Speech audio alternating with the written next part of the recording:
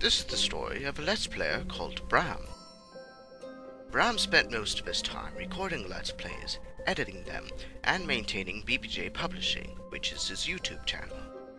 He has covered all kinds of games, crusading the open skies, venturing forth into unknown lands, and traversing the mysteriousness of unknown places. Now, he starts a new adventure.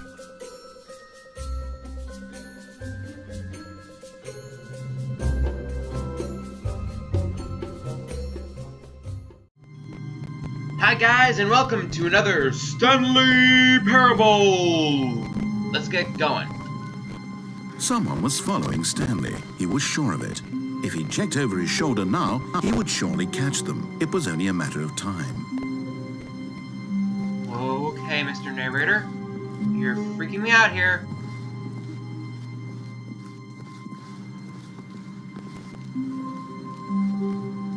When Stanley came to a set of two open doors, he entered the door on his left. On his left. Okay.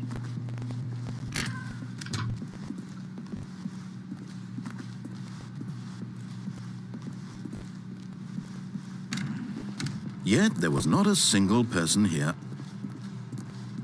Feeling a wave of disbelief, Stanley decided to go up to his boss's office. Oh no, not a, I won't be part of this. I'm not going to encourage you. I'm not going to say anything at all.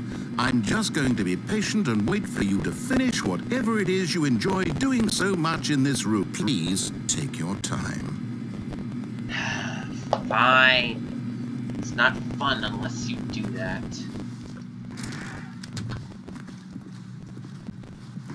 Coming to a staircase, Stanley walked upstairs to his boss's office. Nope, I did not. But Stanley just couldn't do it. He considered the possibility of facing his boss. Admitting he had left his post during work hours, he might be fired for that. And in such a competitive economy, why had he taken that risk? All because he believed everyone had vanished. His boss would think he was crazy. And then something occurred to Stanley. Maybe, he thought to himself, maybe I am crazy. All of my coworkers blinking mysteriously out of existence in a single moment for no reason at all. None of it made any logical sense.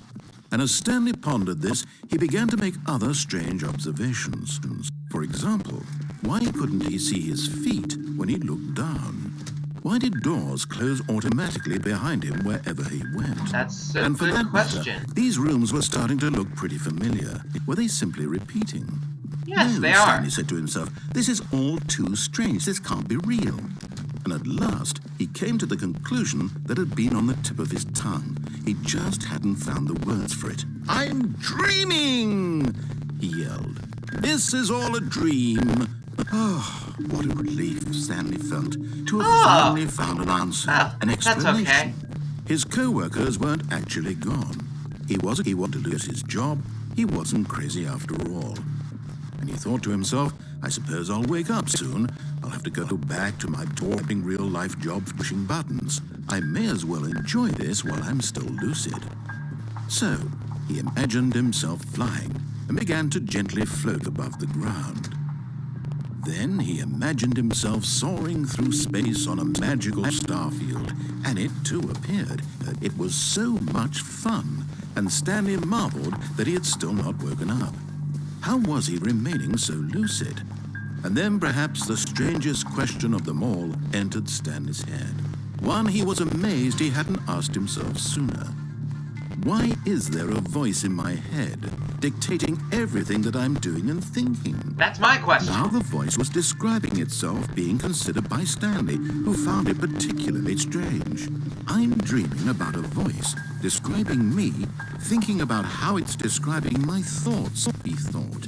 And while he thought it all very odd, and wondered if this voice spoke to all people in their dreams, the truth was that, of course, this was not a dream. How could it be? Was Stanley simply deceiving himself? Believing that if he's asleep, he doesn't have to take responsibility for himself? Stanley is as awake right now as he's ever been in his life. Now, hearing the voice speak these words was quite a shock to Stanley.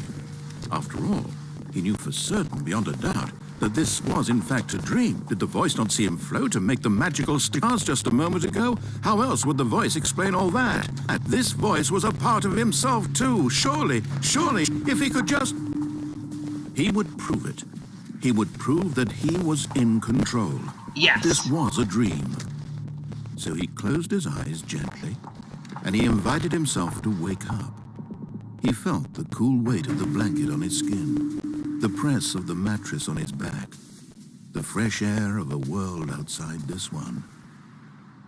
Let me wake up, he thought to himself. I'm through with this dream. I wish it to be over. Let me go back to my job. Let me continue pushing the buttons. Please, it's all I want. I want my apartment, and my wife, and my job. All I want is my life exactly the way it's always been. My life is normal. I am normal. Everything will be fine. I am okay.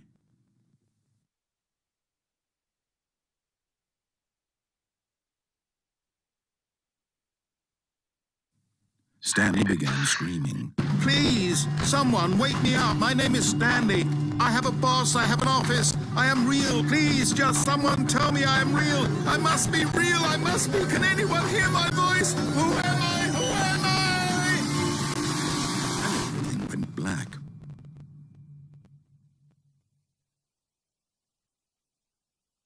This is the story of a woman named Mariella.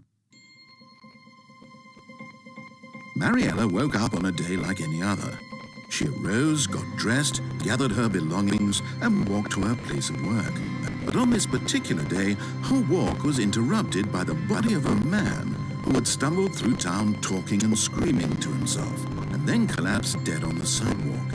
And although she would soon turn to go call for an ambulance, for just a few brief moments, she considered the strange man. He was obviously crazy. This much she knew. Everyone knows what crazy people look like. And in that moment, she thought to herself how lucky she was to be normal. I am sane. I am in control of my mind. I know what is real and what isn't.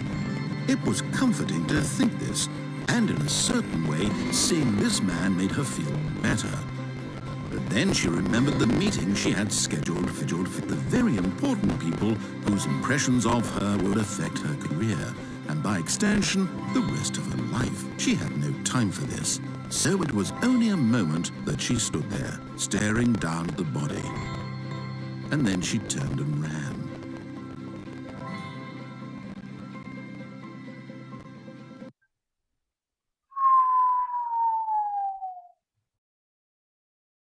Wow. Okay. That's it for this week of Stanley Parable. Apparently, we're dead yet again. See you next time.